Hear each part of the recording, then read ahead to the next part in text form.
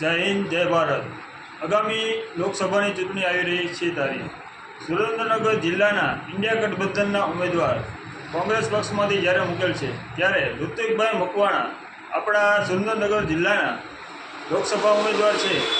તો ઋત્વિકભાઈ મકવાણાને 3 નંબરનું પંજાનું બટન દબાવી ભવ્ય મતદાન કોંગ્રેસ તરફી કરી અને ભવ્ય વિજય અપાવો તેવી લોકજાગૃતિની અપીલ છે. લોકસભા ચૂંટણી 2024 સુરેન્દ્રનગર લોકસભામાં શ્રી ઇન્ડિયા ગઠબંધનના ઉમેદવાર શ્રી ઋત્વિકભાઈ મકવાણા જ્યારે ઉમેદવારી નોંધાવી છે ત્યારે તેમનો ક્રમાંક નંબર 3 છે. જેથી 7 તારીખે સુરેન્દ્રનગર લોકસભાના તમામ નાગરિકોને જણાવવાનું કે ઋત્વિકભાઈ મકવાણાનું 3 નંબરનું નિશાન છે. તો 3 નંબરમાં કઈ રીતે મતદાન કરવું તેનો એક આ ઈવીએમનો નમૂનો બનાવેલ છે.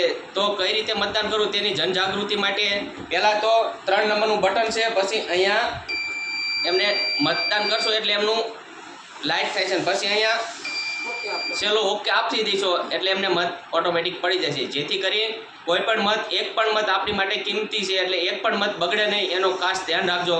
અને વિડીયો તમામ આપણા ગ્રુપમાં અને તમામ નાગરિક સુધી પહોંચે તેવી આપ સૌને નમ્ર અરજ છે.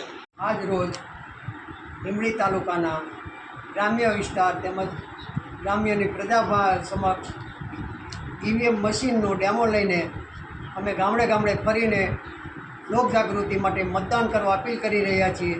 અને મતદાન કેવી રીતના કરવું તેનું ડેમો ઋત્વિકભાઈ મકવાણાનું ક્રમાંક 3 નંબર છે. તો 3 નંબરનું બટન દબાવીને પછી છેલ્લા બટન દબાવીને મત વેલિડ કરવાનું સમજણ આપીને ગ્રામ્યની પ્રજાને વિધિવત રીતે સમજણ આપવામાં આવી.